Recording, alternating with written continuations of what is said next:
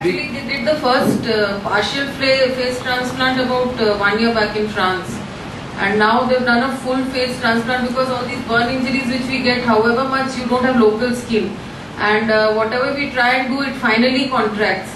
So they take it from a cadaver and they're putting the face back, the whole face, to give back the facial animation. That surgery takes about 16 to 18 hours, and there are, I think, 5 or 6 teams of plastic surgeons who work around the clock.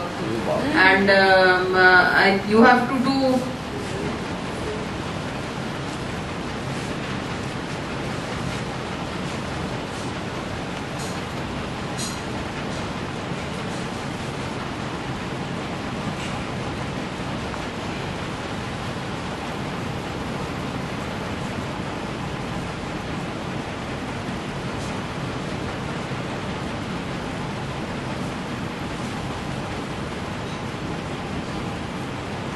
Actually, in this case, you can see the rest of his face is alright. He had just lost the upper lip totally. And normally we can, if partial loss of the upper lip is there, we can reconstruct from here, taking these both nasolabial flaps. But in his case, because this whole thing was scarred, the facial artery of this side had already been used up to anastomose. I mean, this side was already injured. This side we were planning to use up to anastomose our flap, and we didn't think because of all the scar here we could use local flaps. So we went in for a free flap. So our free flap just reconstructed this part of the face. But when you have the whole total face loss, you can't use any autologous flap also to reconstruct. So then you take it from a cadaver and the whole thing is draped, and usually they will anastomose here like we did with the facial artery and vein in the neck. And you will need 2 or 3 anastomoses. I think in India they have done in some centers scalp replants, especially in this wheat, when they do this wheat threshers and all, sometimes the long hair gets entangled, and with the thresher the whole scalp comes off.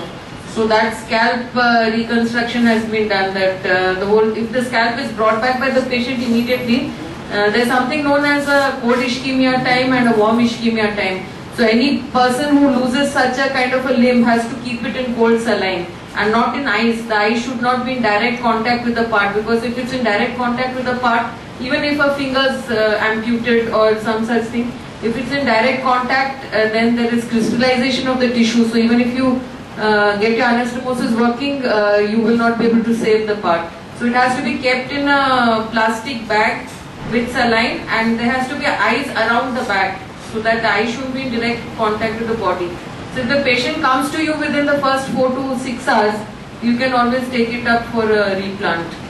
But in the face, obviously you don't have parts which you can replant like that. That is what full face transplant is all about. And in this patient, to detail, actually he came to us like this. You can see he can't close his mouth.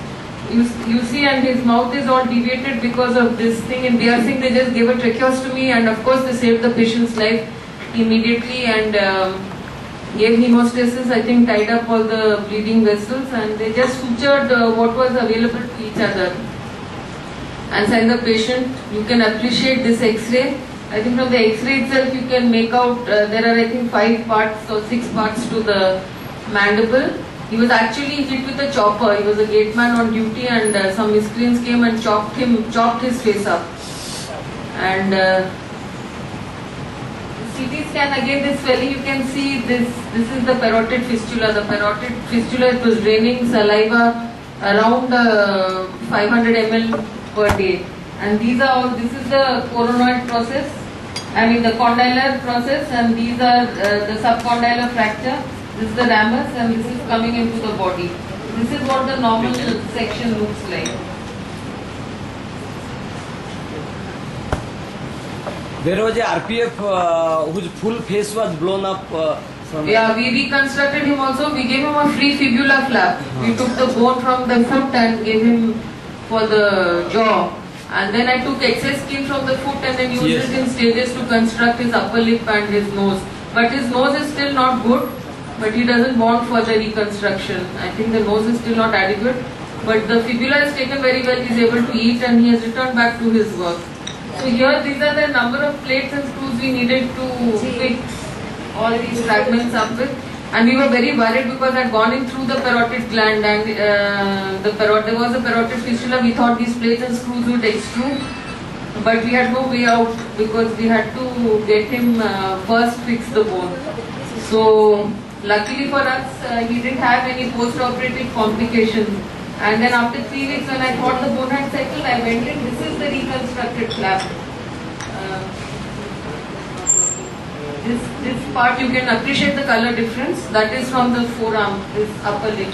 And there we have not been able to give him wet mucosa. The lip has two parts, a dry and a wet mucosa.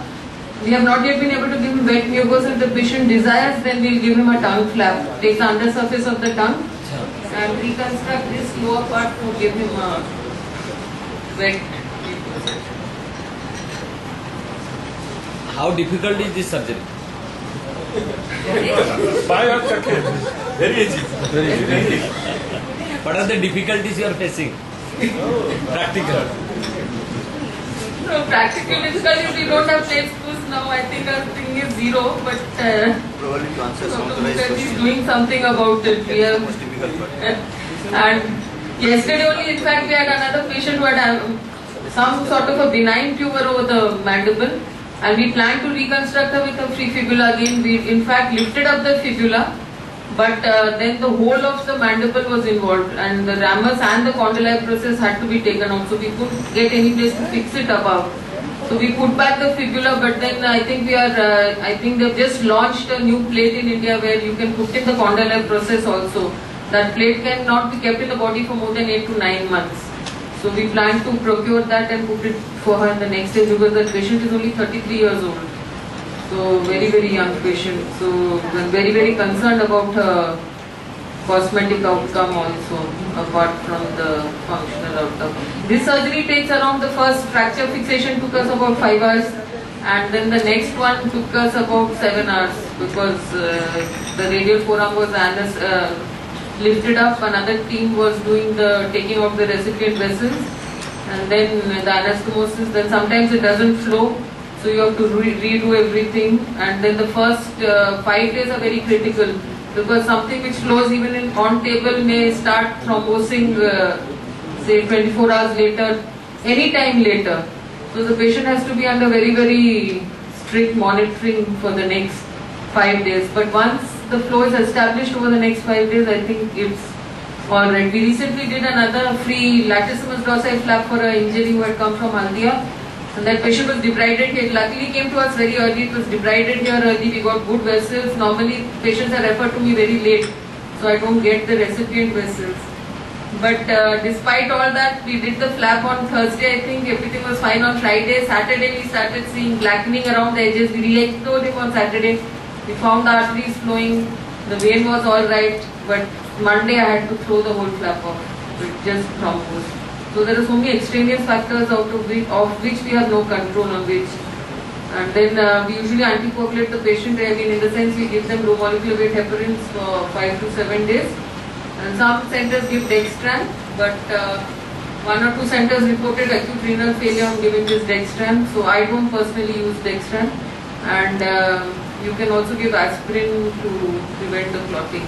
The main thing is the arterial flow doesn't cause problems. It's the venous flow which begins to thrombose. I think in the Western world there are medical leeches. When they find these flaps are congested, they just put the leech on the flap, and the leeches suck out the venous blood, and then the flap flow is established. But we don't have all those facilities in India. So I think there's some companies trying to grow leeches, but it's not available.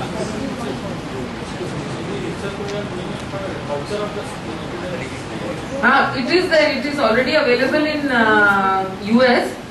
That is mainly for burns where you don't have the patient's autologous skin. Then the day the patient is burnt, and if you feel you are not going to get enough skin to cover, then you take a 1 into 1 centimeter skin and give it to the these companies who are doing the culture. But it takes 3 weeks for them to grow a thin sheet, and only then they are able to grow epidermis. The dermis is not grown. So that is the problem. That is why all this artificial dermis is being given. But keratinocyte culture again is not available in India.